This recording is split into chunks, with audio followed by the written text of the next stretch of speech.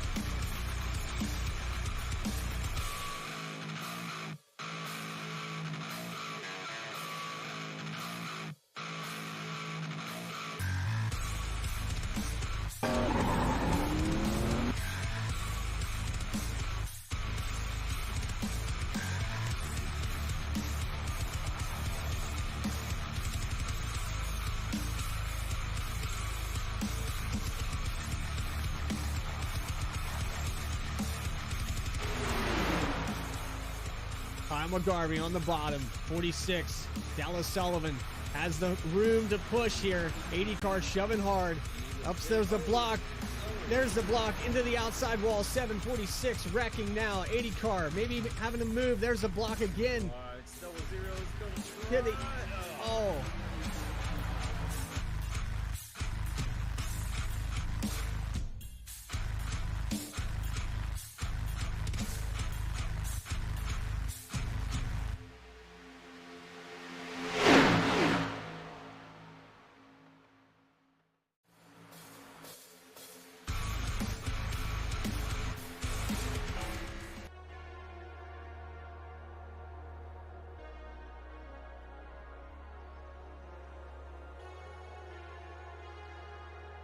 BTDY live at Iowa Speedway for the Simulator Anonymous 150.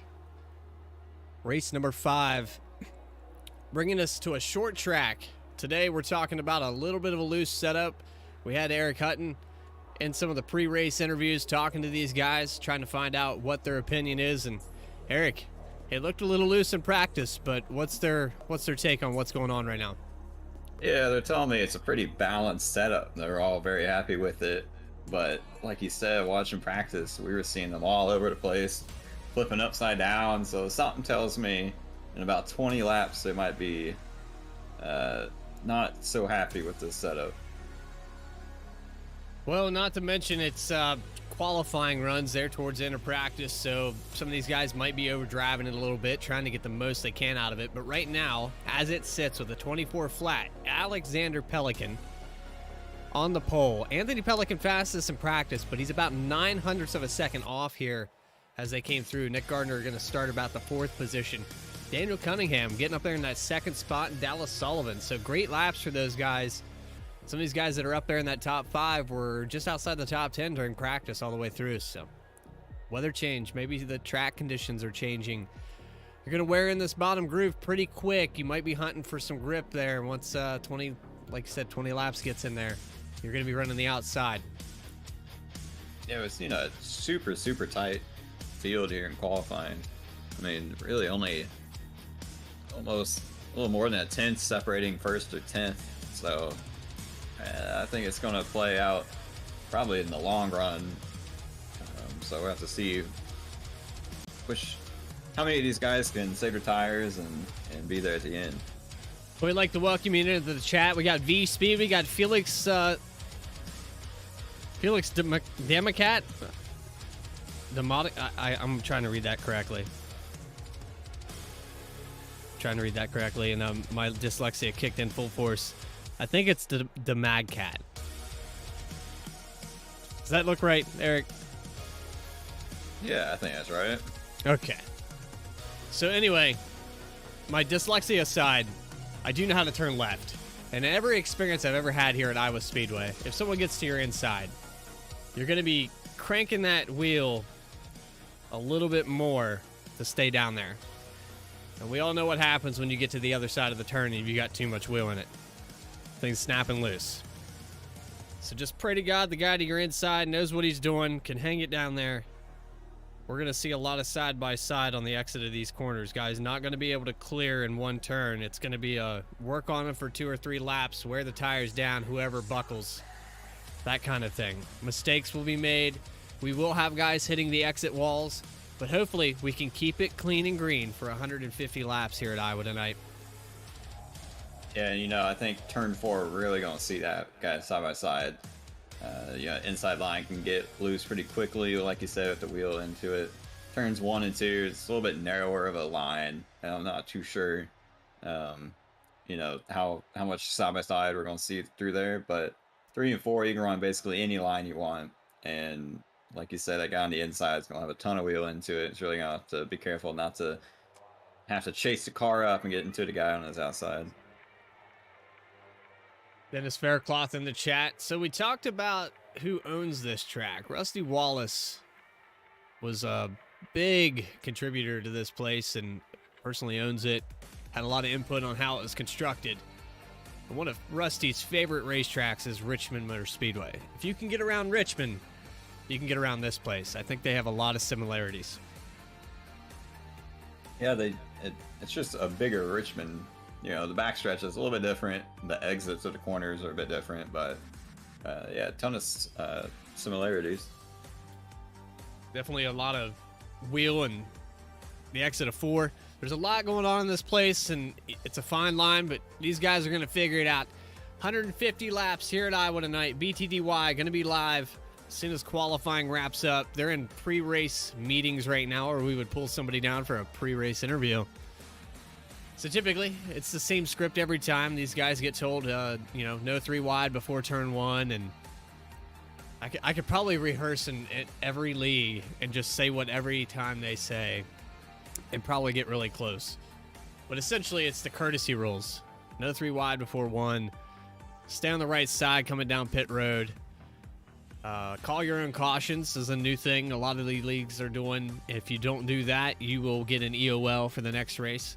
Not 100% on all the rules, but just the courtesy rules, the gentleman's rules that kind of go without saying, like, don't be a dick, basically, right? And there you go, you got it. And if you are, you might find yourself turned backwards into the wall.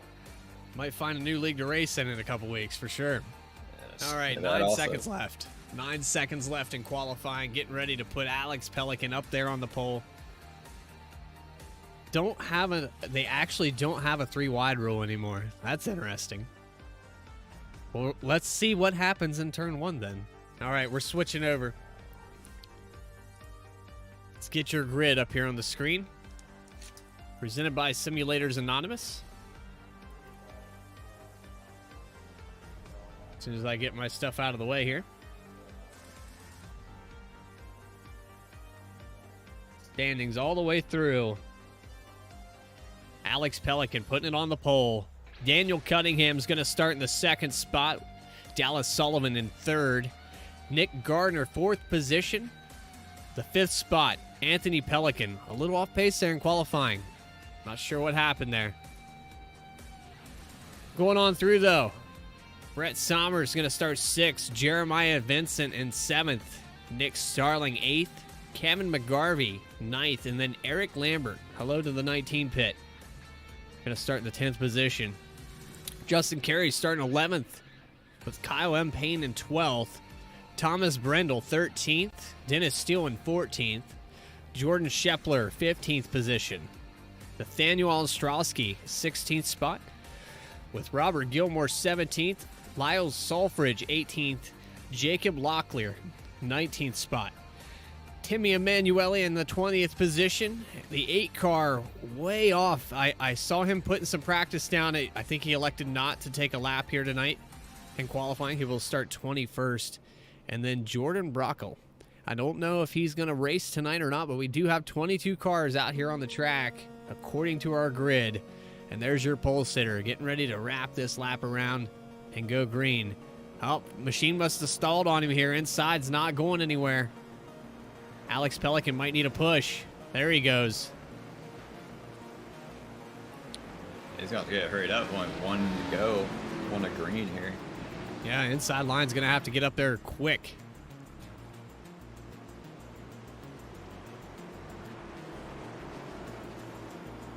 There he goes to the inside of Daniel Cunningham. Here they go into 3.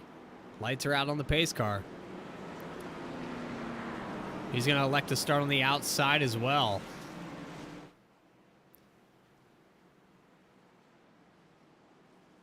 They're going to wave. Okay, so they pushed the green 1 lap here. That's probably a good call by the admins. I don't think this field was caught up quite yet. That accordion effect back there and then inside line. Yeah, good call there. A lot of guys in the back.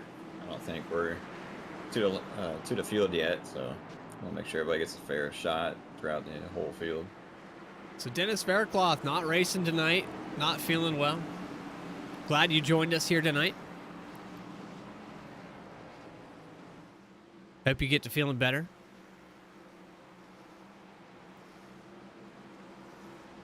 The anticipation, though. We're going to string it out for one more lap before we go green. iRacing Simulator. The realest it's going to get outside of spending $250,000. Alex Pelican starting in front of his teammate, Nick Gardner there. Here's the restart line. And the green flag is out. We're live. BTDY at Iowa. Simulators Anonymous 150.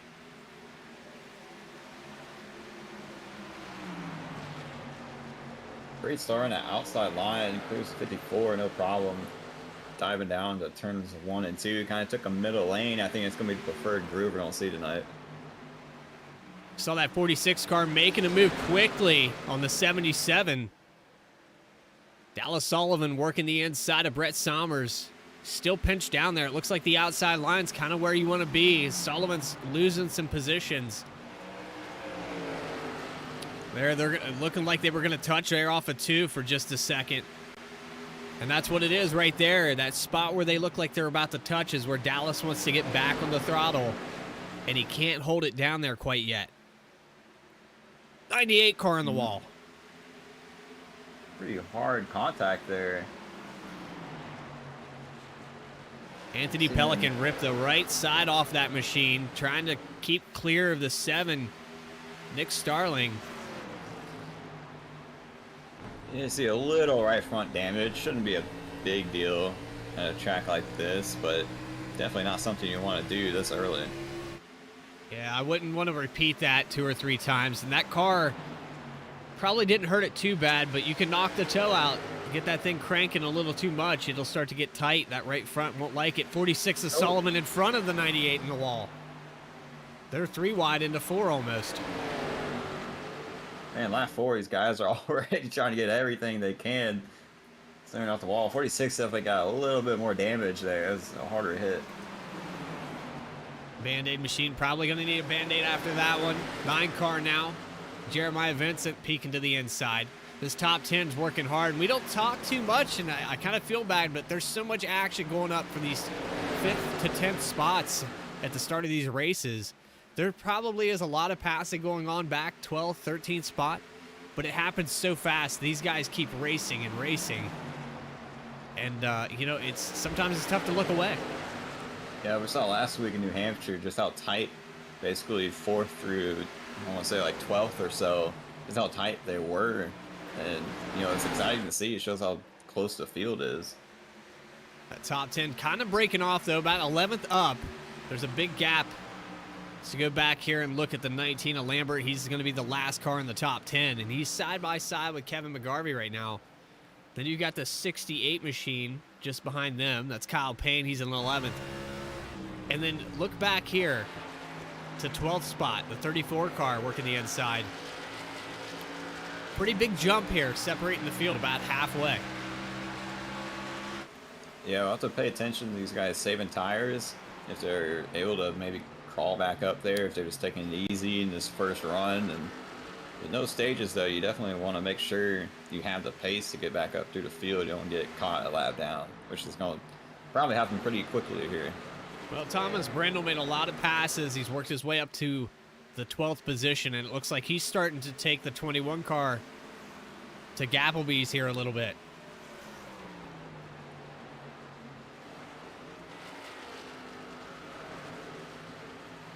(13) trying to get around the 21 now. There's Jordan Shepler. Shepler started pretty far back in this field. If you remember, I think it was the 19th spot. So he's passed a lot of cars very quickly. 10 laps in, your leader. Let's get up front. 31 car, 0.7 of a second ahead of Daniel Cunningham, and he's about to have his hands full.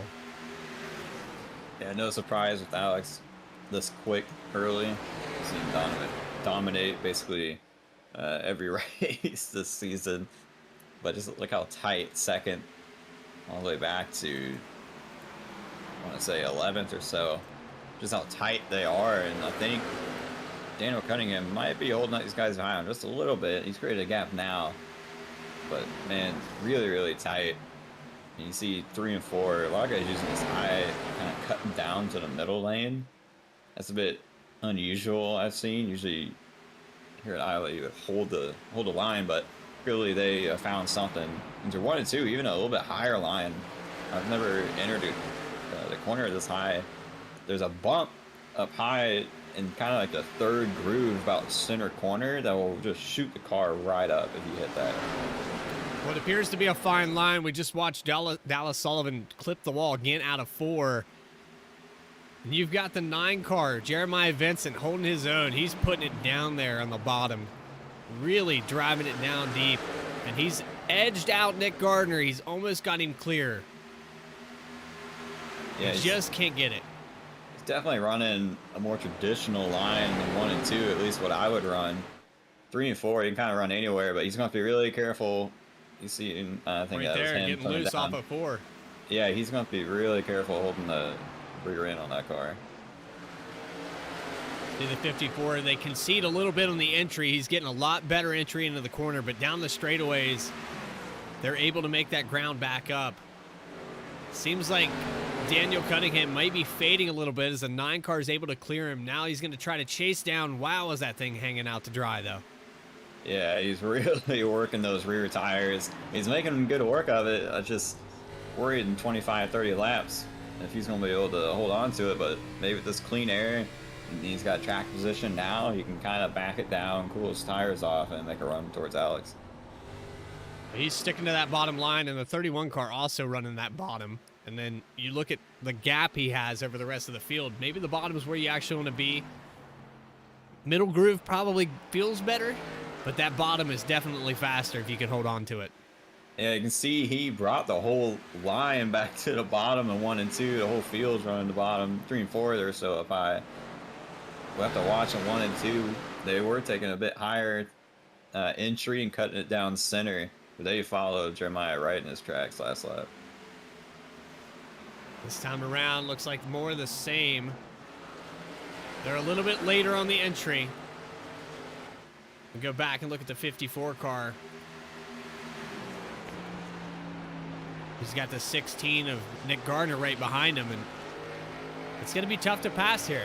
We've seen it already. You got that bottom line, you get him on the entry, but you're going to have to really hang it out there to clear him on the exit. Yeah, his 54 is running really defensive line. Have to see where he takes it this time. The cars behind him got stacked up a little bit, so he's not have to worry. But he's definitely moving, searching in 3 and 4 at least. And I think he might be struggling going backwards a couple spots. Sommer's starting to work on the back of Nick Gardner. I think it's just every other lap these guys make a little bit of an error per turn, and give an inch turns into a mile.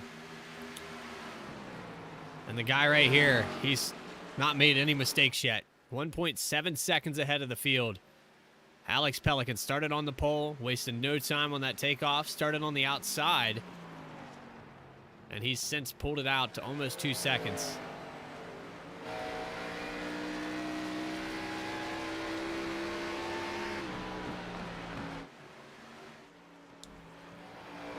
So the Dialed In Racing team has been pretty dominant here this season so far. 5 races in, and they're in the top 5 pretty much across the board. You got several of these guys. There's the 31 car. We've talked about the dominating races that he's had so far this year. Then you got back here to Nick Gardner, 16 car.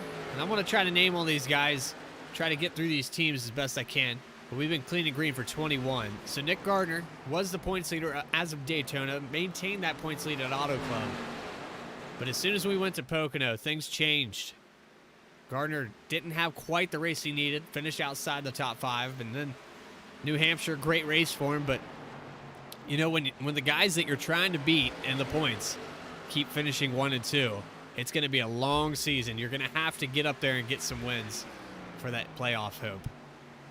Yeah, we saw just how fast the Pelicans were at New Hampshire, and you know, he's probably the 3rd or 4th fastest guy in the field so far we've seen, but man, he's going to find even more to beat the top 2. These other guys that have been having really good luck, though, Eric Lambert, the 19 car, he's had a few top 5s. He had a 4th place finish there last week. Just got edged out by the 54 car at the end of the race. Yeah, great run for him. And see another good run here tonight, just kind of taking it easy. Man, 98 in front of him had a big moment there. He's going to try to get him up to 8th. But yeah, great start to the season for him. Anthony Pelican looks like he's struggling a little bit here tonight. That's one of those guys that has been dominant this year so far. Running back, and we say that he's having a rough night, but for some of these guys, 8th position, that's an excellent job. But for his criteria that he set in the first 4, this is an off night for him.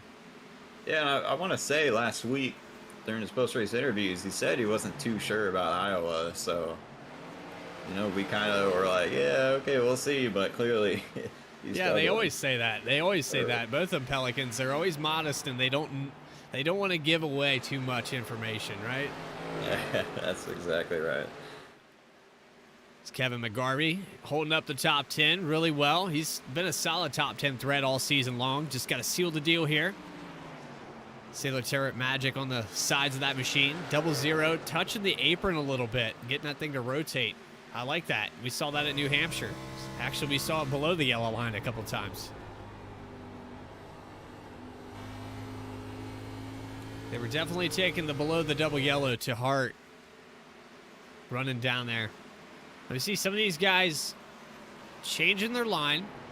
I think the track's changed a little bit. They seem to be running a lot higher entry into 1 and 2 than they were before.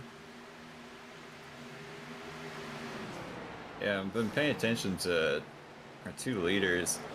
And Jeremiah is still pretty devoted to that bottom line. Seen Alex kind of search he's really taking a higher entry into both corners and then cutting it down kind of center off.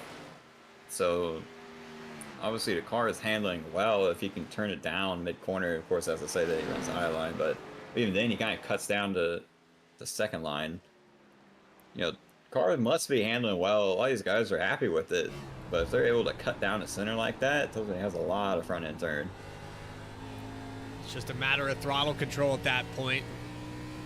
Getting it off the corner in the right direction. And if you can learn that, you can get out to a 2.5 second lead like Alex Pelican has right now. Yeah, I mean, he is clearly still pulling away. You wonder if that big of a lead, if he's using it up early, but he's obviously got something left in there still. He's making time, a lot of time on Jeremiah. Well, I'm going to say this, and most people won't even know what the hell I'm talking about, but it's something to do with the 31 car. I've raced with a guy for a long time, every league I've ever been in, and he's ran the 31. I won't mention his name. He's not part of the league, but he is. There's something about that 31 car, man. I'm telling you right now, I need to buy that number. Maybe I need to make a switch on Tuesday nights here in the city. Yeah, I think we just get a little leverage here. Maybe an extra $10 buy-in or something. You know, reserve it. There you go. So through the field, Alex Pelican, your leader, second position, about 2.5 back. Jeremiah Vincent, who's worked his ass off to get to where he is, though. We got the third spot, Daniel Cunningham, that started outside the pole. 54 machine looking solid. This top 5 has spread out considerably. The fourth spot, Nick Garner, 16. And then back here to Sommers, who's kind of fallen out a little bit. He's got Nick Starling just behind him. I think we're going to have kind of a three-way battle here between Starling and Sommers in a moment. Yeah, it feels definitely getting spread out now on old tires. Guys are having to work to save them, and if they did, and they're benefiting now. But we see leader Alex Pelican already put the 28 Dennis Steele a lap down. So 34 laps out of 150. We're definitely going to see a lot of cars getting put a lap down. Dennis Steele being a teammate, looks like he's struggling a little bit here tonight. A little off the pace, so 1 lap down for the 28 car. No cautions tonight, 35 laps in. 22 cars on the track, that's impressive. Yeah, watching practice, you wouldn't have think that, but obviously that's the time to find a limit. So clean and green, good run for these guys tonight. Can we take it all the way? I hate to jinx it, but we've had no races so far this season. Caution free. These guys have settled down. Usually by race 5 or 6, you start to see the potential for a caution-free race, and I think we're there now. Yeah, I think green flag pit stops are especially challenging at Iowa. The pit entrance is such a sharp angle. You think you have it, and then you got to turn the wheel even harder because there's kind of that. The grass ends. There's like another lane down there. It can throw you off. At least it's throwing me off. So hopefully we go caution free, but I think that's just something we got to pay attention to. Is you can mess up the entrance really easily. Here's a little perspective for you. 8-car Cody Atkins didn't take a lap in qualifying, all the way up to the 9th position currently. Got around Anthony Pelican. So this guy's went from one end of the field to the other, and now he's working up in the top 10. That's impressive. Yeah, that's very impressive. We've seen him have some decent speed this season. Maybe not race winning speed, but if you can go from 22nd to 9th in 39 laps, I'd say that might be winning speed. But as I say that, Alex Pelican puts 3.3 seconds on Jeremiah now, so gonna have to bunch them up and maybe see if Cody can do anything then. Clean air, big advantage here. Nothing in front of the 31 car at all. See him coming off of 4. Doesn't have to change his exit. Doesn't have to change his line. he hasn't had to race near anyone. So these tires, man, they're probably the best on the track right now. And based off these times, I would say that's pretty accurate. Yeah, it doesn't matter how long this run, he's just keeps pulling and pulling. I think Jeremiah might be struggling now. Daniel Kellingham has caught him again, as well as Nick Gardner there, kind of making a three-way battle for second. That's probably a product of running that lower line early, ripping it down in there, trying to get around these guys, and they've just sitting back, cooling those tires off. 54 car makes quick work of him. Now the 16. Just caught him on the wrong spot, and there is a touch. Nick Gardner got a little loose. I bet he was chasing it up the track there on that touch. Yeah, I'm denying what was holding it down, but there it's kind of odd to see. We've got a caution out. Oh no. Well, there goes the caution-free race.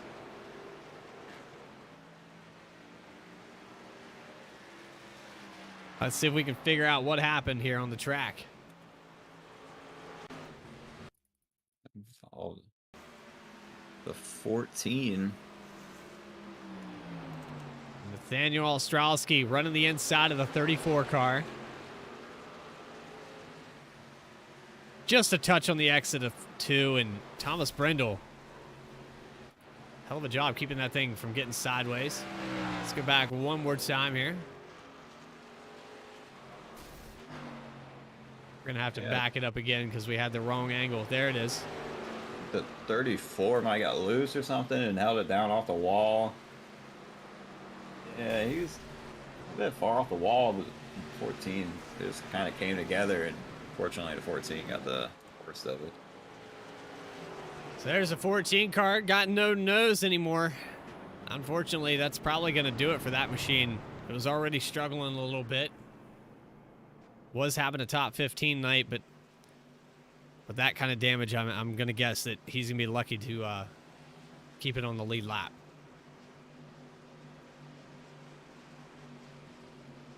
So we knew this was going to happen. All these guys taking it down to pit road. Yeah, everybody's going to want 4 fresh tires. Saw just how spread out everyone was in that first run, and I think it's going to be a learning opportunity for a lot of these guys. Maybe take it easier this run and see if they have anything for the 31 car. So the race off pit road, looking like Alex Pelican's going to be your leader. We knew nobody would stay out. The Emanuele trick just not going to work this time. Yeah, we see him try a lot of strategies, save some tires, but he did not want to stay out this time. Now I'm just noticing the 5 car Alan Dice not out on the field tonight as well. And we had the 80 car not in, Alan Dice not in there. Wonder what's going on with some of these guys maybe not feeling well. And I know it's been going around. We was just talking pre-race there, and not to make anything about me, but my boy had a fever 103, and something's going around right now. Yeah, it's a pretty fun racetrack to miss, unfortunately. And it sounds like we got a good setup where these guys are talking. It's not a great run there, great racing. You can kind of run any lane you want. You can save tires. It has a bit of everything. 43 laps green. That's pretty impressive with 22 cars. So it's got to be a pretty decent setup. But I tell you what, Alex Pelican did not want to see that caution. Strung it out to about 4 seconds over Daniel Cunningham. Let's see where Jeremiah Vincent shakes out. I think he was actually happy to see that caution. He's starting to lose a few spots there just before the yellow. And he actually lost one more on pit road. I don't believe the 77 was ahead of him before the caution come out. Yeah, I saw him really fast, getting past up into second. Then, as the run went on, he kind of 30 laps or so onward, he just kind of fell off a bit. Maybe used him up a little bit, trying to catch Alex Pelican. So he's got that short to mid-range. And then once it gets that long run, I think he was starting to hit the window where he was going to start falling back. And if he can get that perfectly aligned with the end of this race where he's got like a 30-lap stint, look out for that 9 car. Yeah, just something you got to put in the memory bank and try a little bit, something a little bit different this run, but starting fifth, you know, give a good opportunity to get back up through the field. War Bovine came in and said, dang, 35 and no yellows. Starting to make the Tuesday night race look like a bumper car race. That it's the changing of the seasons. But I tell you what, these guys you start to calm down. You start to get used to the people you're racing around, and I think that happens with every league. You start to get familiar with what guys do, situational awareness. Like, I know this guy races this groove, or he exits the corners usually this direction, so I know how to plan and get around him. And that, over time, you just collectively, and then everybody knows that you're passing that 31 car. Good luck. Yeah, it's definitely true. And in defense of the guys that race on Tuesday, that next gen car is just a little bit harder to save than the Xfinity car. Wee bit more horsepower. Just a little bit more aggressive, but.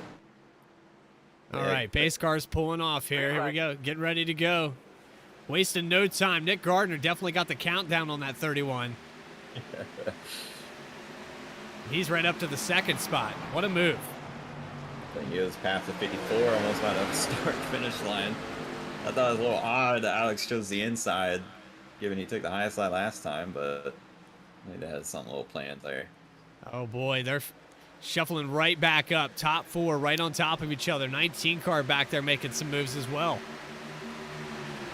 Sorry about that. Saw him move up a little bit in 3 and 4. Oh, really close. Center away from the 46. It's not going to work out for him.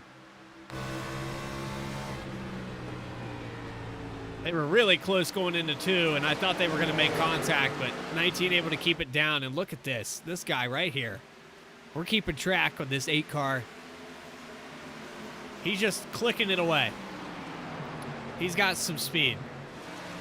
Yeah, the top 10 is definitely going to be a whole lot more difficult to pass in the back half of the field, but clearly he has some speed in that 8 car.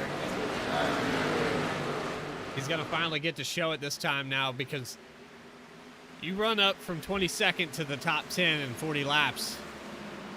You've got something going right.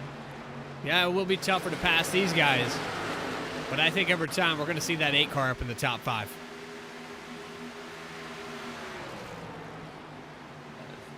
In the front, we see Nick Gardner almost challenging Alex Belkin. He didn't get a great run off the corner there, but up in 1 and 2 last time by, he got right on his bumper.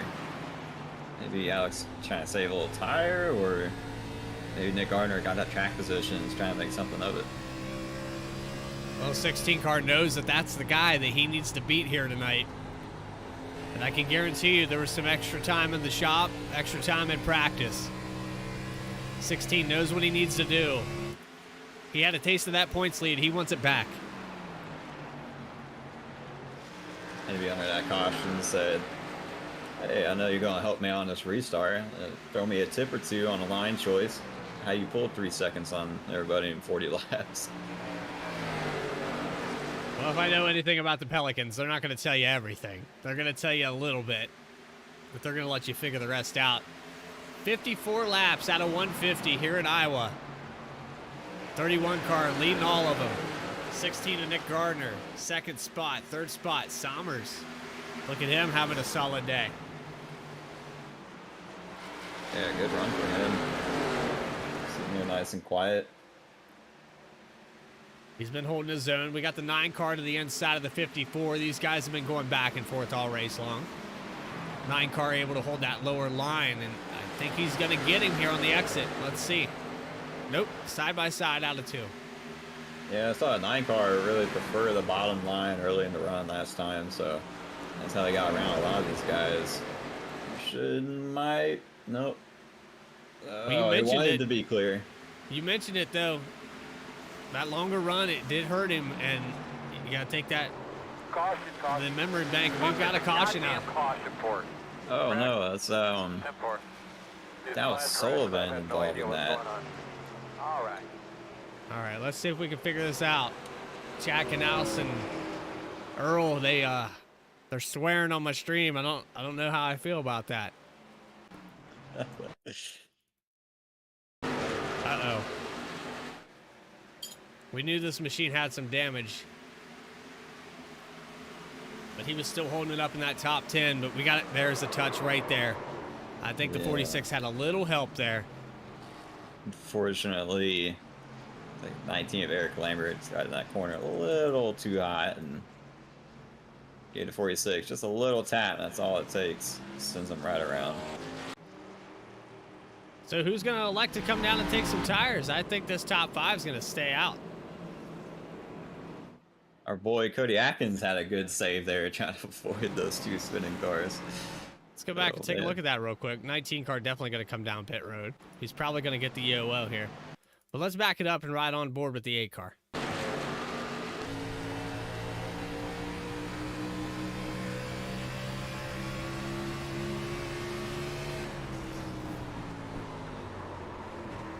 Trying to avoid the wheel all the way cranked. Great job. Inside wall is getting close. Yeah, good job not overcorrecting it, but still keeping it off the inside line. And he keeps his position in 7th. No harm, no foul. So after it all cycles out, some of these guys did come down pit road. 19 car, no surprise. That thing probably had the tires roasted off. If I was Cody Atkins, though, man, I might have considered it. That thing really got down there on the apron, and the tires will cool off over the course of this caution. But if we go green for another 45, I don't know that that thing's going to have the speed that we thought. So I jinxed it. I said he was going to be up there in the top 5, but now with those tires, he's going to have to get another cycle to figure that out. Yeah, just a little slide there. You definitely don't want to do that, but it's better than the alternative. And yeah, it's better than being behind the wall, for sure. That's right. I think he should be able to, at minimum, hold his position, but he had a lot of speed, so who knows? So, chat, if you appreciate what you're seeing right now, V-Speed, I see in here, War Bovine, Dennis Faircloth, you guys have been very gracious on the support. I thank you guys for that. Share the links. Absolutely. Throw them up everywhere until people are annoyed with you. Share Drivers Network America with all your friends and family so they never miss a single race of BTDY. And tell them to hit that subscribe button because it really helps the channel and justifies what me and Eric do here on Monday nights. Eric, new to the broadcasting portion of things. He's been out on the track for quite a long time, and he's a little bit out of his element to start out, but he is meshed really well here. And I'm really happy to say that I got him in a partner in the booth here. So we appreciate Eric and all you guys watching right now. Throw it up in chat. Thank you guys. Yeah, appreciate the opportunity to try to figure this thing out. It's pretty fun seeing the league I've raced in from a different perspective. I think they got something figured out in this Xfinity series, just how tight this field is. One of the best part about it is you can watch them and they make a mistake. And a lot of leagues, when you're out on the track, if you say like, why'd you wreck? Or you ran out of talent there, guy. We can just say, well, yeah, that guy definitely hit that guy. Yeah, they're not going to hear us. Yeah, they got to go back and watch. You're gonna sit through 160 laps to hear what I said? Exactly. But we do appreciate it, and we got some love for the 97. I see a 97 car thrown up here in chat, so let's go back here and look at the Jacob Locklear, currently running in the 9th position. Working in that top 5. Quiet night. Haven't said a whole lot about him, but usually that's a good thing. So Locklear started kind of mid-pack here. As they double up, he's up in the top 10. Let's see what he can do with it. 70 car also sneaking up there. Lyle Salfridge. yeah, good run for him. Cody Atkins trying to clean that debris off the tires. Definitely picked something up down there on the bottom. B-Speed says that he believes the 46 car can come back from this. It's going to be a long ride. But here they go, doubled up. Pace car lights are out. Restart line right there on turn 4 exit. Green flag, green flag, And there it's green out. flag. Back live. BTDY. Man, what a jump. Yeah, I think he's gonna have to be careful if he might have changed lanes a little early there, but that's all right. It didn't give his teammate a jump that time, which was a little surprising. Allowed Brett Sommers to take second place. Sommers worked right up there, and man, they were close coming out of 2. It was bumper to bumper. I thought the 16 was going to make a move into 3, but held it right behind him, and now Brett Sommers got a little bit cleaner air. Looks like he's going to go up there and challenge our leader. Yeah, I think these guys in the field might have to make rotations at who can challenge Alex Pelican. I think the 9 car made an attempt, 16, now the 77. Anybody to see who can catch them. Well, I see it right here. These guys, every time they get side by side, let's just sit back and watch.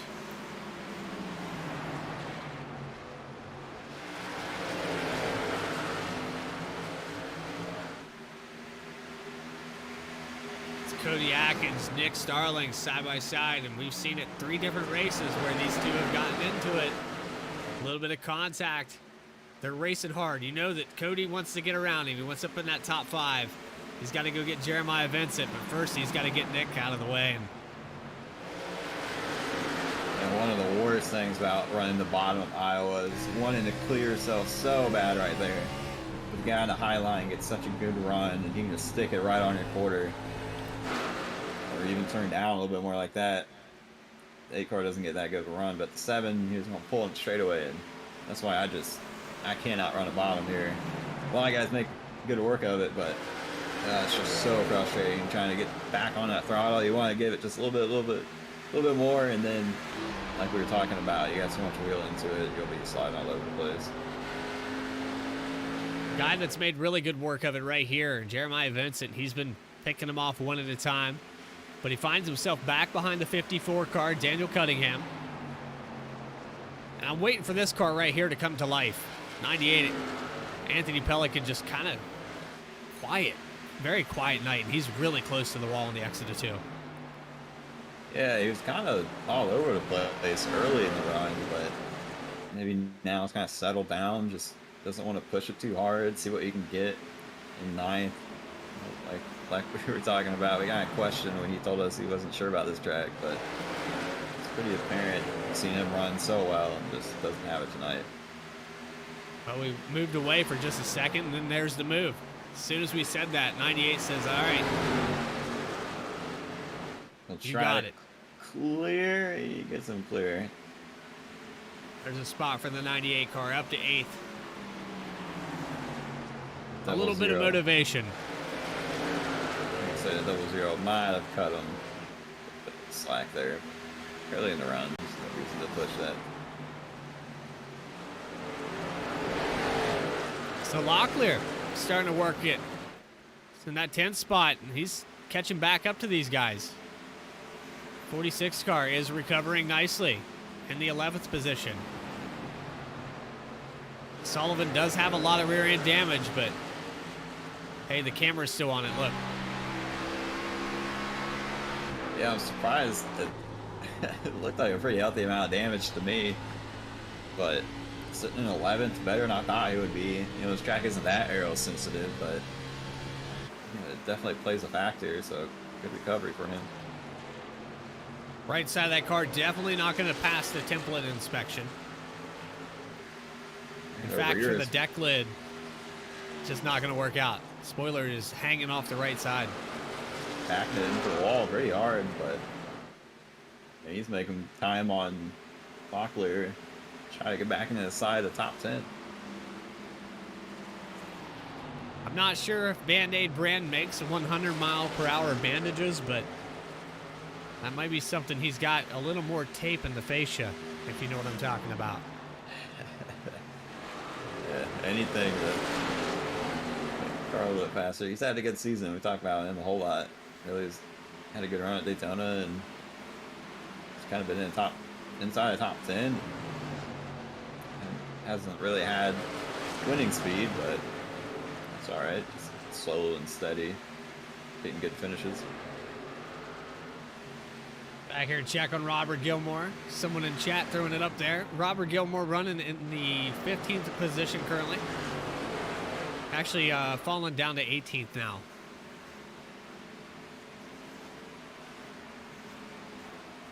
Might have clipped a wall there. I don't know if that right side looks pretty clean. I don't know.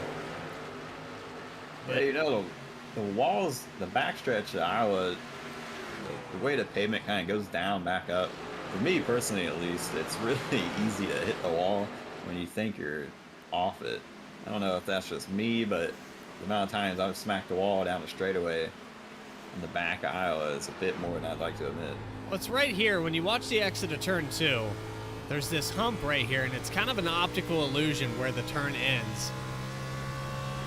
Yeah. Because you're actually changing elevation. I think that turn looks like it keeps going, and it really messes with your mind. You got to be on your toes every lap. Yeah, it really does. It's like the wall comes back comes back at you when you go down that little hump. It's just, I don't know, something you do. So about 2-second lead here. 31 car, Alex Pelican, putting on a clinic here tonight. And we've got a pass back here for the second position. Warner gets around Brett Somers there.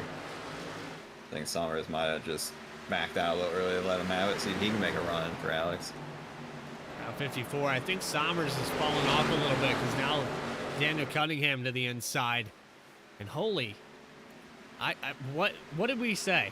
What happened? I said I'm waiting for this car to come to life, and look what happened. Oh man, he was running ninth about 5 laps ago, it seems, but maybe he's got something figured out. Look at his time. I think he was sandbagging.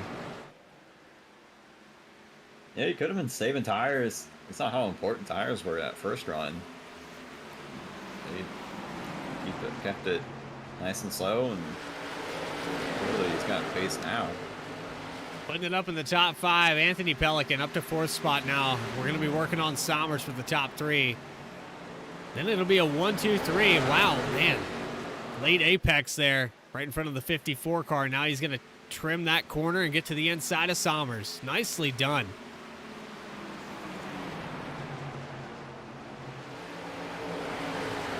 Clear him off exit and pull away. And man, how many times have we seen this top 3 this season?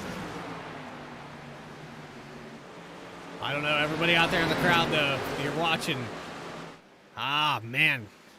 That was a weird exit. 8 car, Cody Atkins behind it. 9 and 54 look like they might have touched. I think the 9 and 54 have been side by side for about this entire race. Like every time we put it on one of them, they're next to each other.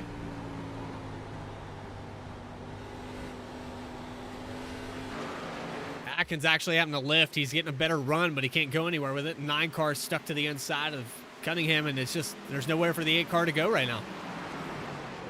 Yeah, and that can be super frustrating.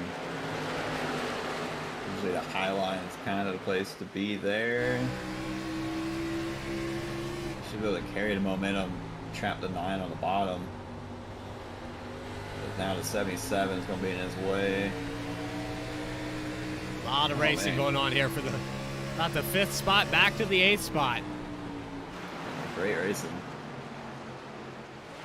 Yeah, the 9's been just glued to the bottom this entire race. He's running pretty well, just have to wonder if that's hurting his tires. He had a really good run, made an attempt to catch Alex there in that first run. Hasn't really been back up there since, but these guys just in every different lane. Now we see him go to the top, the 77 goes to the bottom. The 8 car cuts it down, gets a really good drive off.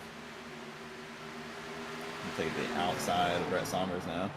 Somers is fading a little bit. He was up there in the 3rd spot, and now he's back just trying to, oh, there he comes down pit road. Pit.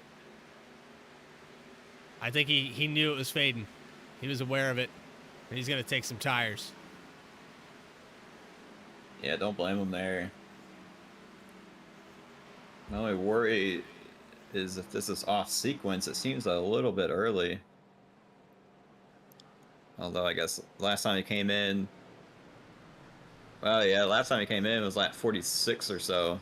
So yeah, that might not be early. He is going to have to make another stop before the finish. I just haven't seen anyone else come in, so you don't want to split the run. I think he's setting himself up for maybe like a 30 lap to go run here. Yeah, I bet you're right.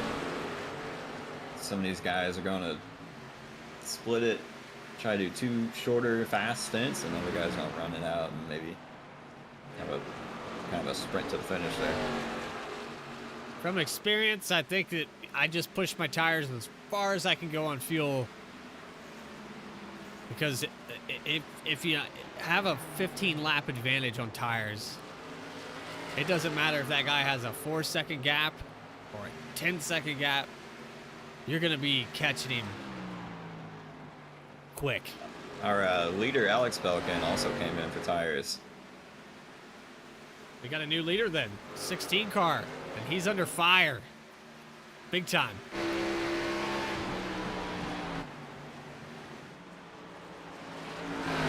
Yeah, we'll have to pay attention to strategy there. 2 guys only so far pitted.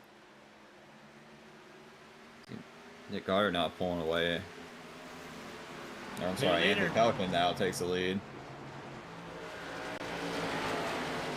Those are all teammates, so you think they might be on the same strategy, but not with the points as tight as they are. I think every single guy is out for himself right now.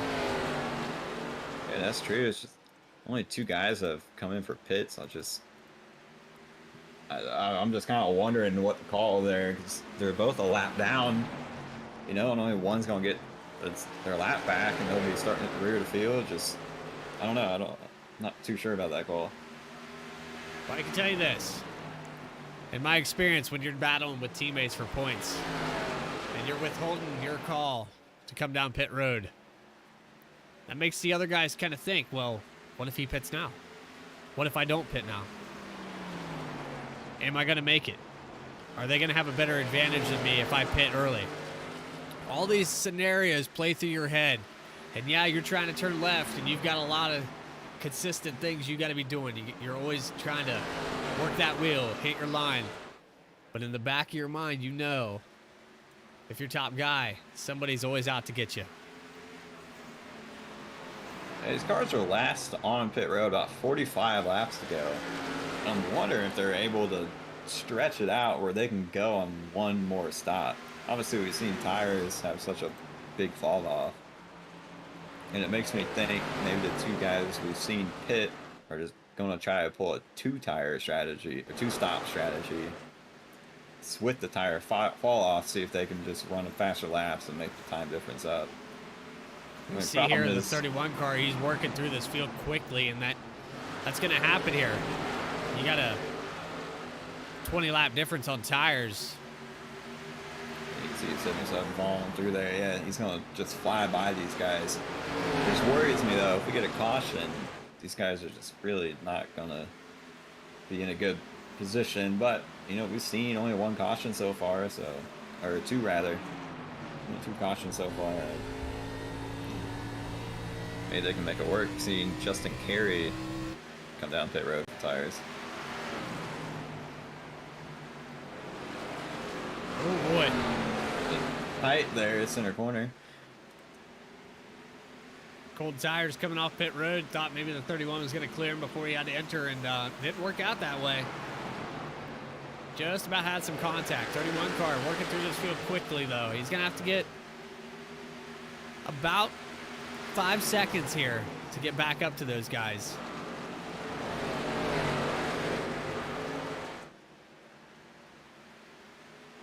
See, Antti Pelkin just really have a great recovery, kind of out of nowhere. Struggled there at the beginning, even kind of running the bottom half, the top 10, and really he was saving tires or figuring something out, because now he's up in the lead and he's pulling away from his teammate Nick Gardner. Through the field, and we still haven't cycled all these pit road stops. These guys probably going to stretch it out, like you said, make it one go, but Anthony Pelican, your leader, Then you got the second spot, Nick Gardner. And this guy is on his own strategy, guaranteed. 54, Daniel Cunningham in third spot. And look who's beside him. Look at the tire difference. Yeah, 21 car is just hauling by, same 16. Tires mean a big difference, but once all these guys come down for their final stop, we're going to see them just fly by again. So I like the one tires call. Obviously, you need or the one stop call, I should say. Obviously, you got to do the math with the time difference of how much you're going to make up versus lose. But just for simplicity's sake, as well as the caution timing, the two-stop strategy kind of worries me. I would be worried less if the 31 car is able to get around this 98 car. So if a caution does come out, he doesn't have to worry about that wave around. He can pit, salvage whatever happens with that caution. I think he's sitting good. I don't know. We'll see. We've seen it all here so far this season. And just when you think that somebody's counted out, we were talking about the 98 earlier, that he was a little off. Here he is leading the race. Yeah, we've seen these guys do over 50 laps though, so I wish I knew the fuel number these guys had. Is there a chance they could maybe save fuel to make it till the end? I'm not sure. I think the tire fall off would be so detrimental. It would be tough to keep it out there that long. Look at the 21 car getting loose off of 4 right in front of the leader. Oh man. That's a scary view for a leader. Even Anthony was getting loose, but the 21 was sideways.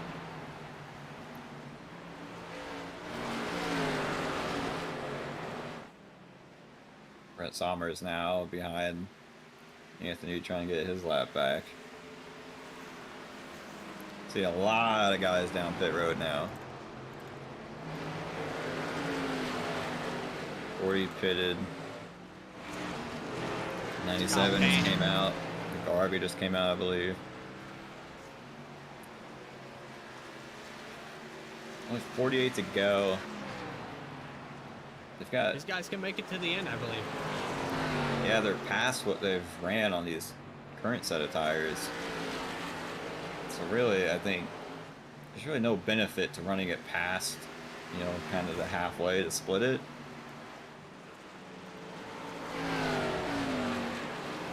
What do we think? Do we think the 31 car can make it to the end? Man, that would be a long time. Oh, 31 car, no. I think somebody's, what we were thinking, the two-stop strategy, I was throwing the idea out, maybe they could make it. We got cars stopped on the back 95 car. I'm not sure what's going on with this 97 car. I'm going to guess. Maybe a technical issue? I think a monitor went black. He's off the field now. Let's go back and see what happened to him real quick. Yeah, he kind of just pulled. Yeah, I bet you're exactly right. I think a monitor went black on him. He was all the way down to the bottom of the track. Slammed the inside wall. He kept his wheel to the left, so either a wheel issue or I bet you're right. He kind of just turned it left to keep it from going in front of everyone else. Fortunate for him, he's having a quiet night inside the top 10, but he's going. So no caution there, no caution at all, and he kept it off the track. So kudos to him, but he is parked behind the wall for the night. 54 car Daniel Cunningham coming to pit road now.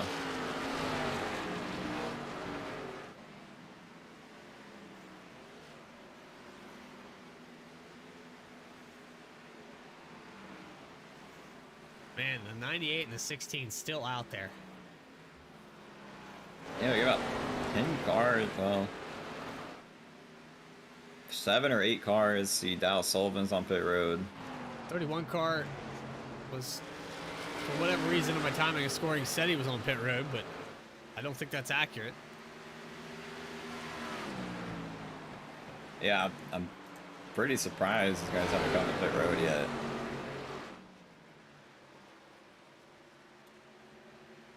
He's up to 7th position. There's Emanuele. There's the guy, the Tire King right there. Getting back on the lead lap.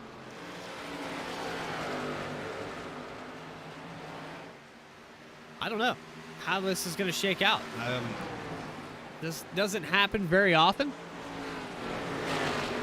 According to V-Speed, they can do 73 on fuel. So maybe Alex Pelican is sitting pretty right now. 31 car last pitted on lap 60. 61. Oh, it was about 61 to go, wouldn't it? He would have pitted again under that green flag. And I want to say there was like 67 to go when he came down pit road. So about like you're right. lap 80 or so. 84, you're right. I apologize. I was looking at under caution. So 84 to 150. Yeah, he's probably gonna be right at the line then. Gonna be a nail biter. Let's listen on board, see if he's clutching it.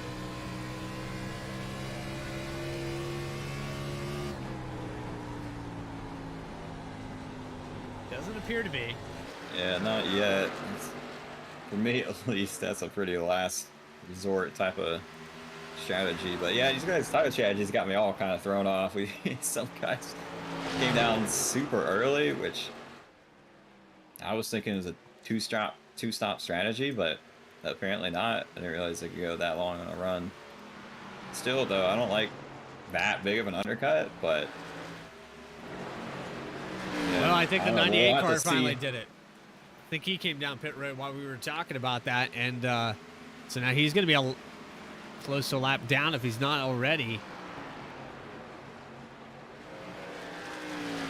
Yeah, he's one down in the 12th spot. So your leader right now, Nick Gardner, he's coming down. He's coming to pit road. That's going to put Jeremiah Vincent up in the top spot. These guys stretching it out.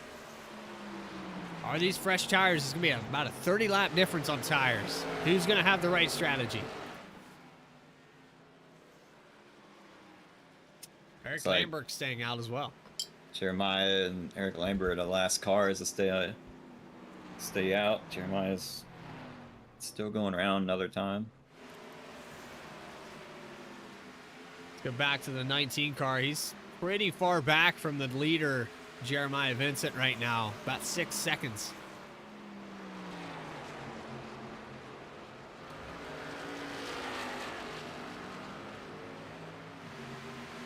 Still a lot of strategy to play out here.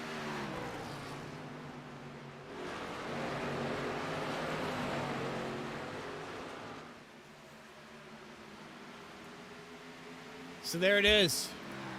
34 laps to go. Your leader, Jeremiah Vincent. I bet he's asking for another caution. Yeah, at this point, I don't think you're not going to come back through the field. You'll be passing a lot of cars, but you're not going to have enough time to get back up to the front. I think him and Eric Lambert are just betting on a caution. We haven't seen many, so... There's Alex Pelican back on the lead lap, and he's about 16 back. It's almost a full lap around this place. But he's ticking off. About a second a lap.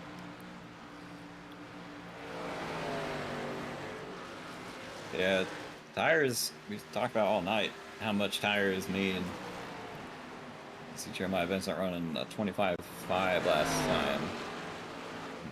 Alex ran a 25.3, so not as big as you would think, but that's still, half a second. It's a large amount of time. Vincent probably sizing up pit road here. He's gonna have to get it on and off of it perfect, no mistake. It's such a tight pit road.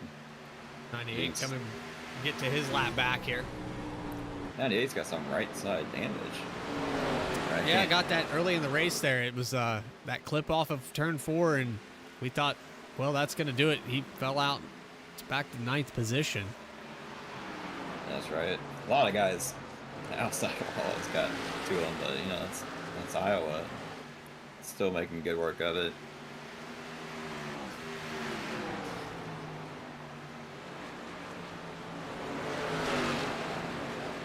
So right now I'm seeing these guys getting their laps back, and I know that it's going to take a long time to get down that pit road. I think I pull it down here. I don't know. Yeah, I mean, he's probably just going to run it out now that he's kind of devoted to the strategy. There he is to the bottom. Yep. Yeah, I think he's coming this time. Oh, wow. Oh. Getting out of the way for somebody, maybe. 68 yeah, car. That's pretty low and slow. I thought he was coming in, but It's going to allow Eric Lambert, who's also in the same boat, to catch up a little bit. We don't know anything, chat. We don't know anything. I just heard the 9 call, so he's down on pit road now. I'll have to see where he cycles out. Obviously, he kind of devoted himself to a strategy, but now Anthony Pelican's going to take the lead back once the 19 pits, which should be soon too. 19 car only got about an 8-second advantage over the 31, so inevitably 31 car had the right strategy. Look at him.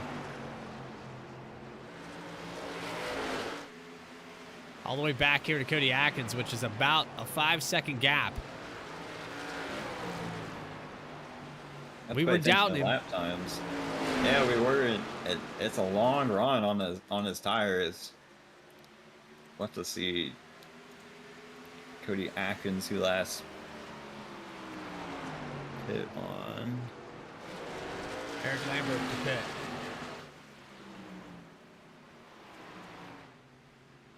Eric's got a nice stall, though. He's got that last stall before the turn, so he can come out of pit road pretty straight. That is a good stall. Cody Atkins last on pit road, lap 101 to Alex Pelican's 84. It's about a 15 lap difference on tires. But there it was. There was the cycle. 9 car just getting his lap back after that pit stop. He might have went 2 down. I don't know.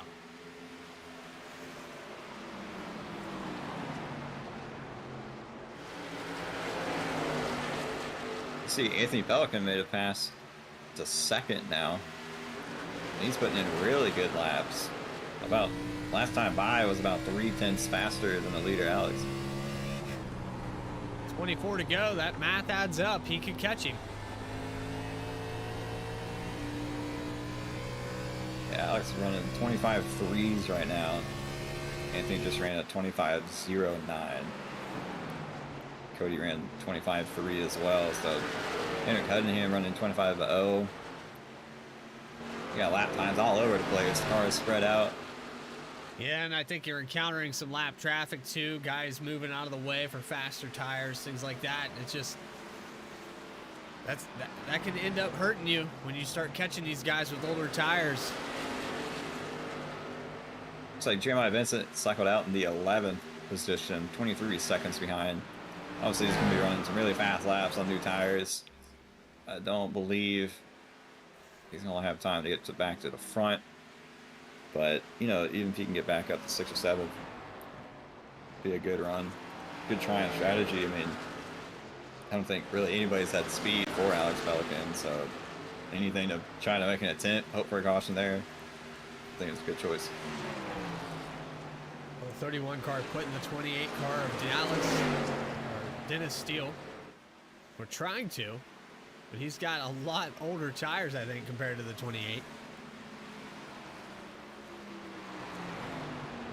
So he's fighting it here on the inside. There he goes. He's going to let the 28 go, but he doesn't want to give up that ground because he's got brother back there, brother Bear, Anthony Pelican, down to about 3-second gap.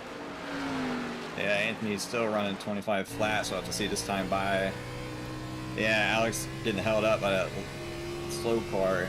Ran at 25.5 compared to Anthony's 25.0 still. Half a second that time by. I don't think it's a matter of if, it's a matter of when Anthony gets to him. 18 to go, half a second a lap. That's going to be about 6 laps at this pace. This time by, it looks like Anthony might have ran a little bit, or Alex ran a little bit faster. I don't know. Yeah, he picked up about 2/10 that time. So still a 3/10 difference, basically. Anthony cut it down to 24.9. He's picking up speed somehow. But you can see just the gap between the cars has shrunk so much, and he's going to get a run, maybe in 3 and 4 this time by. We're just looking at. No, that's Eric Lambert I'm looking at. Sorry about that. Sorry. No, you're right. I was thinking as Anthony, similar looking cars, but Anthony is making up a lot of time.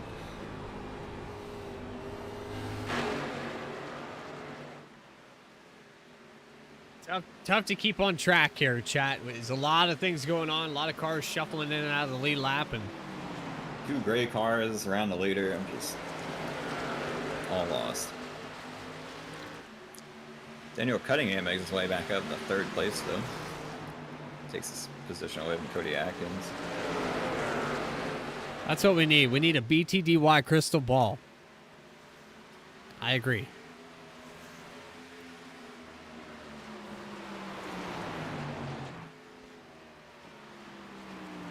Well, the only thing Alex, I think, has going for him, you just saw that a couple cars there in front of Anthony. There's about 4 of them racing side by side. That could buy Alex some time with 15 to go. Yeah, Alex still running 25.3s. See this time by 25.39. Anthony ran at 25.18. So it looks like Anthony's slowing down a little bit. Still, it's going to be really close. 98 car struggled all night, and he's working his way back up there to the leader now. Vast majority of this race was led by the 31. We thought that maybe the strategy wasn't going to play out well. But right now, it's worked out perfectly. 31 car put it back where he wanted it to be. Through the field. We got the 31 car. Alex Pelican, Anthony Pelican, 2nd spot. Daniel Cunningham in 3rd. Cody Atkins. Great performance tonight. 4th position. Nick Gardner falling back to the 5th spot. Had 21 a little bit loose again out of 4. 21's keeping it. Oh, they're close. 16 just trying to clear him. 21 car. Oh. Wow. Hold it together, Kerry. Loose. Almost looked like he was going after him there for a second. But He's on the zip line now. He just hit the exit of 4. He's slam ball.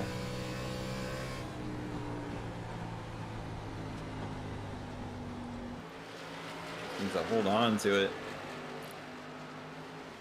See Anthony Pelican up to about 1.6 seconds, 1.4. We're going to work away out of the top 10 at least. Nick Starling in the 6th spot. Solid race for him tonight. Kevin McGarvey. 00. Excellent job here. And pressure tires, I think. 9 car about to get the pass. Like you said, maybe he'll work himself back up there in that top 5, but I think that's all the time he has left.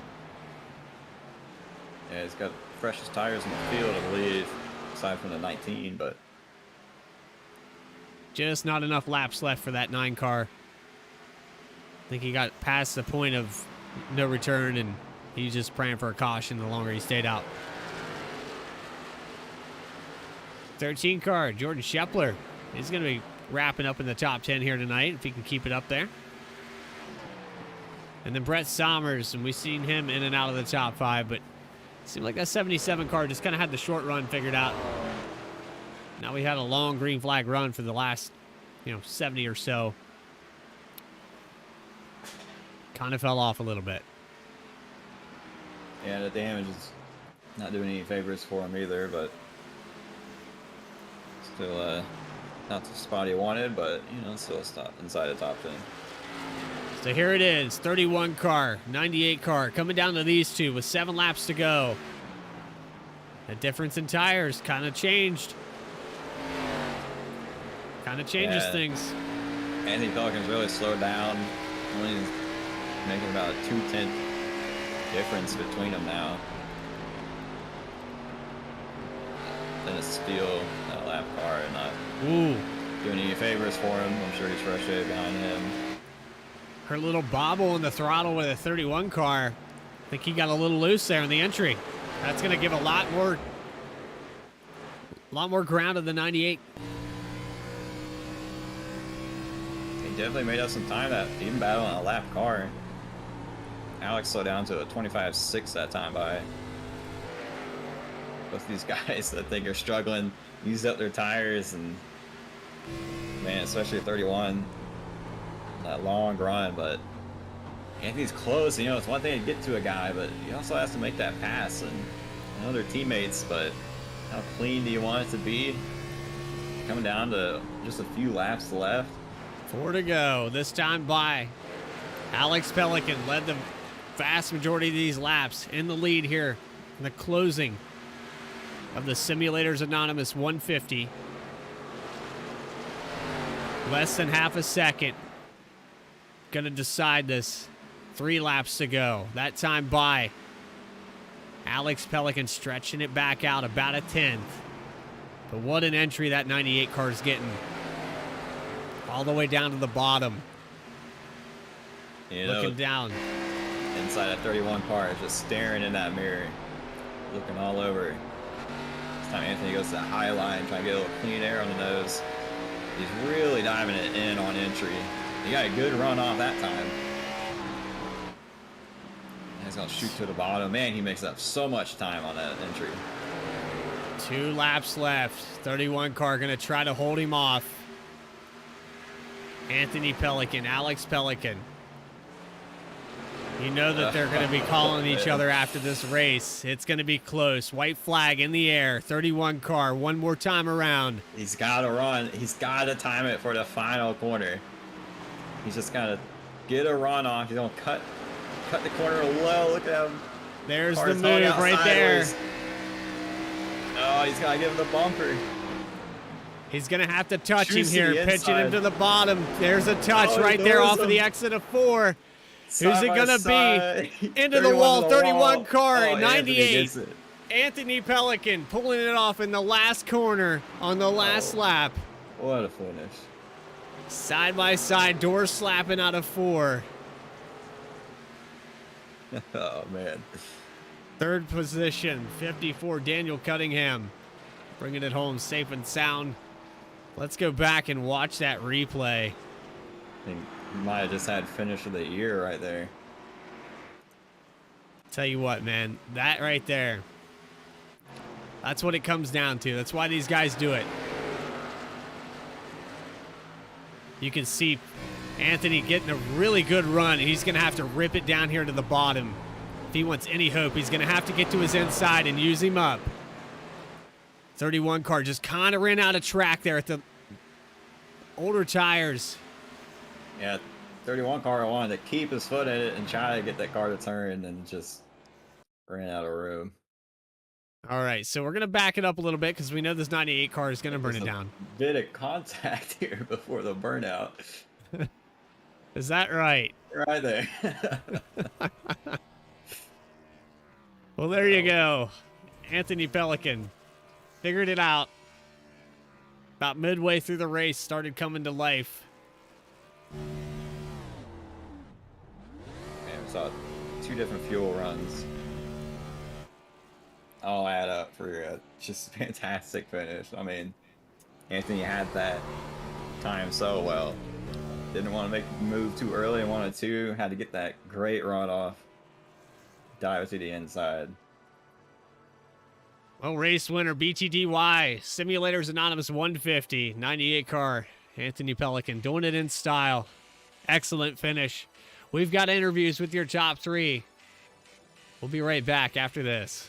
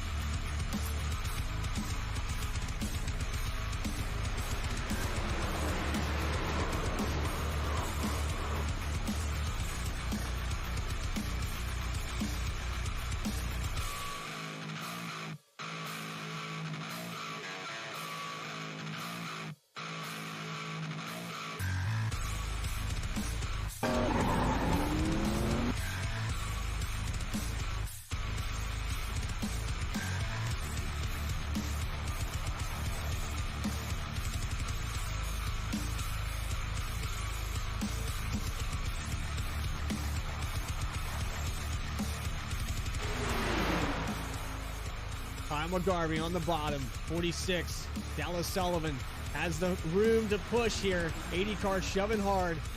There's the block.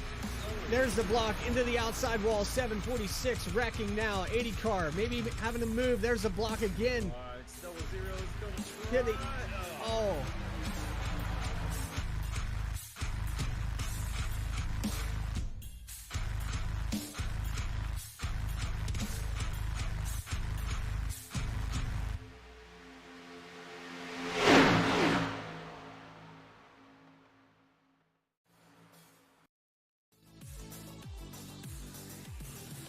Down in victory lane, Eric Hutton is caught up with the 98 car of Anthony Pelican, chasing down his brother, 31 of Alex. Take it away, Eric. Well, we were watching the beginning, the first run. Really didn't have much there, kind of in the back, the top 10. And then we saw a pit strategy there, a wild strategy throughout the whole race, and somehow you timed it just absolutely perfect to get that run on that final lap out of turn 2 to dive to the inside and get the win there. Talk us through that. First run there, there's a couple guys on the outside that slowed up, and I jabbed the brake to keep it off them, and it just hung it right into the fence, and I hit it pretty hard. I had about 47 seconds of damage to repair, so I got a good chunk of it done the first stop. When that second caution come out, I came down really just to fix damage, but I said, we have enough tires, I'll just throw a set on too, and it ended up working out. Sorry I had to use Alex up like that, but I know anybody else in this league, if they had the chance to do that to him, would, so I figured why not me. Yeah, you guys are teammates, and really the two of you have dominated the season together. Do you think this contact's gonna have change anything going forward into the next race? You guys are pretty much the fastest two in the league, and you're gonna be racing a lot together. It's gonna change anything? Nah, we're brothers. We'll work it out. It'll come back around, I promise. Oh man, we'll be excited to see. See next week. We're heading to Kansas. How do you feel about that? Alex is really good at Kansas. He's really good at Watkins Glen. So really probably just be chasing him. Hopefully Watkins Glen we can keep it close. Other than that, hopefully just us two keep battling it out for these wins. All right, man. Well, we appreciate you putting on a show and giving us probably the finish of the year there. Anybody want to give a shout out or thanks to?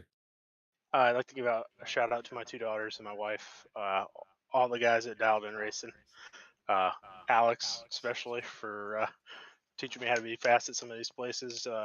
I taught him how to be fast here, so maybe I shouldn't have done that so well. Oh man, well, it was certainly fun to watch. So we'll talk to you next week. Yeah, see you then. Race winner tonight, Anthony Pelican. We're watching it right here off of turn 4.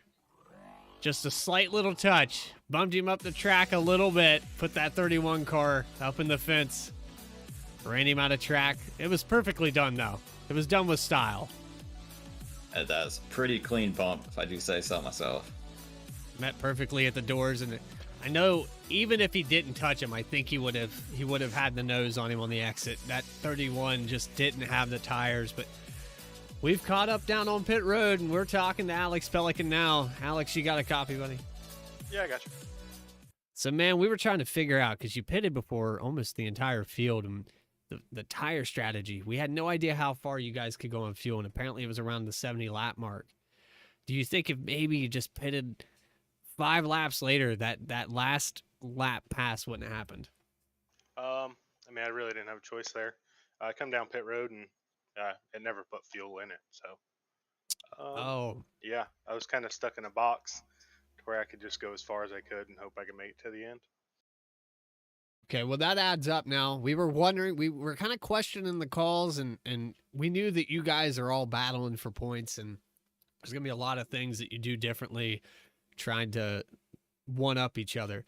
But you did a great job tonight. You led the vast majority of the laps, and you led it almost up to the last 100 feet. Going into turn 3, man, he got to your inside. Was you pinching him, or are you just going to bump him back? No, I was hoping that honestly I could get far enough away from him that he couldn't get there, but I guess he'd already made his mind up that he was just going to drive it in no matter what. So it is what it is. Post race there, he had a little touch. He was doing his victory celebration or getting ready to, and you let him know that his car wasn't passing inspection. You guys are brothers. You're going to work it out, right? Yeah, that's where it'll end right there on the front stretch where I drove flat, slap through him. So I'll just come back and wear him out again next week. Wear him out. We're going to what did you say it was? Kansas next week? Yeah, that's right. So Kansas next week, and he says you're fast, and he says you're good at Watkins Glen. We're looking forward to it. You guys have been back and forth. Yeah, hopefully we can get keep the streak alive of the either first or second finish. Well, pay your body guy, whoever works down there at Dialed In Motorsports, getting these cars to look presentable. He's got some extra work here after he ripped the nose off that thing. But congratulations on the second place finish. Do you have any shout outs you'd like to give out? Yeah, I'd like to give a shout out to all the Dialed In guys. We all help each other out during the races and stuff. Big shout out to you and Eric for broadcasting this and commentating and putting this all on so that way we can come out and race. And big thanks to all the BTDY guys for putting the league on. 10-4, man. We'll see you next week at Kansas. Looking forward to it. Yep. Thank you. There's your second place finisher. And I don't know, man. I think we haven't seen the end of that stuff. I hope we haven't seen the end of it, because these guys fastest in the field need a good rivalry. Well, we got our third place finisher, Eric. We got Daniel Cunningham up here in the booth. You got a copy, dude? Yes, sir. I got you. So you were sitting there. You said, I jumped down there for a second. You said, I saw it happening. I was going to accomplish that, coming from third to first there in that last turn. What was these strategies, man? There was pitting all over the place tonight. Yeah, it really reminded me a lot of what we saw on Sunday, yesterday at Richmond in real life. There was definitely a lot of undercut, overcut. When do you pit the last stage, or the last green flag run, I should say? So it's definitely a lot of thinking and trying to outthink the other guys. And third was probably about where I was going to finish anyway, even if we all would have pitted on the same lap. But yeah, you're right. I definitely had some thoughts there for the last 5 laps. I'm watching the gaps, keeping an eye on the relative. I see that they're closing in on each other. Anthony's tracking him down. And there was the thought in the back of my head, I need to stay close enough just in case something happens. and I can, try to KFB this thing on the last lap like you did at Bristol earlier this season. Had the right sponsor on the car for it, but yeah, it was a lot of fun. This is probably the most fun that I've ever had in a race at Iowa. It's not typically one of my favorite tracks to race at, but the long green flag runs, the tire strategies, it definitely made it really fun. A lot of good racing out there overall all night. Well, you had a lot of different strategies all the way through this race. You were up in the top 5 for the vast majority of it. You raced side by side with the 9 car for a lot of laps too, and I think the different lines played a big role in who had tires there at the end. Yeah, it definitely did help out. It seemed like more so side by side. I mean, if you're running by yourself, there's things you can do where you're not really burning the tires up, no matter which line you're running. But when you're side by side, you've just got so much wheel cranked into it. If you're on the bottom, you can kind of, I knew that my strength was more long run speed than short run speed. So, that I don't want to, just hold people up, but at the same point, we're out there racing at the end of the day and try to be a little bit defensive and maybe make people use their stuff up a little bit more than they want to. So, definitely in the back of my mind, but it was a lot of fun racing with them. We both drove really hard all those times we were side by side. We ran each other clean, and it's definitely a lot of fun racing with them. Next week we're at Kansas. You got anything for them? For the Pelicans, probably not. They've definitely been the class of the field so far this season. I'm knocking on the door. I don't know what that last little bit is that I need to be able to really hang with those two guys and be able to run with them. But I mean, there's a lot of good drivers in the league, got a lot of good talent. And it's definitely a lot to learn from the guys that I'm out there racing around. Kansas, I like Kansas. That I don't always run the best there, but it's one of my favorite tracks to go to. So see what happens next week and see if maybe I can finally get a little bit better and maybe crack the top 2 or get a win for the next one. Well, hey, if you're finishing in the top 5, it's right around the corner. But I tell you what, secret weapon. I'll grid the field next week. I'll sit in pit road and wait until the last lap and just come out. What do you think? Hey, there you go. I'll take any help I can get at this point. Well, congratulations on the 3rd place, Daniel. Do you got anybody you'd like to shout out to? Yeah, definitely. Thank you all for putting on the broadcast. Y'all do a great job with it. You almost always go back and watch all of them, except for Pocono when I decided to kill myself and my teammate. But you guys do a great job with that. Thanks to all the admins putting everything on, and our league sponsors, of course. Just a lot of work that goes into putting everything on, and everybody does a great job with it. We appreciate your time, Daniel. We look forward to seeing you next week at Kansas. Hopefully you can be back up here in the booth with us. Yes, sir. Thank you. All right, there's your 3rd place finisher, and it was a great race all the way through. Eric, I enjoyed every second of it. I know we got on the cycles and the pit strategies, got a little confused, but right there at the end, that's all that mattered. That last turn, it all came down to that. Yeah, it was a great race. A lot of great racing throughout the whole field, really, and the strategy threw me off at least. But yeah, man, what a finish! And I just hard to believe we're gonna beat that finish this year. But well, we got Kansas next week, man. A lot of potential there. That's another one of those racy tracks. We're gonna see these guys battle it out. Simulators Anonymous 150 wrapping it up. Appreciate you guys coming out and watching it. Eric Hutton, I appreciate you coming up here in the booth and helping me this broadcast, this organized chaos that we call a broadcast. I appreciate you letting me take a shot at it with you. So we'll see you guys next week. BTDY going to Kansas Motor Speedway, and we're going to see some more flag-to-flag coverage. If you guys liked what you saw, hit that subscribe button. Never miss a single race. Until then, this is Bradley Cooper, Eric Hutton signing off. Drivers Network America, thanks you. Take care.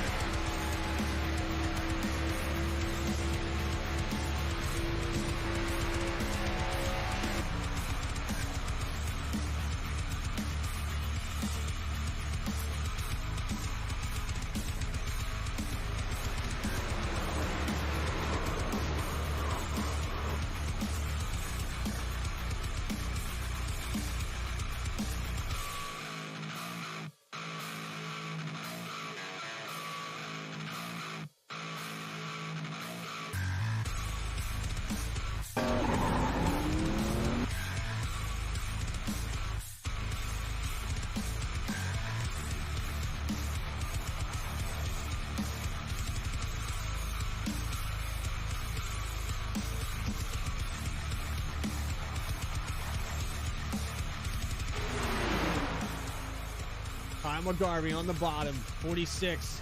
Dallas Sullivan has the room to push here. 80 car shoving hard. There's the block. There's the block into the outside wall. 746 wrecking now. 80 car maybe having to move. There's the block again. Double zero is going to Oh,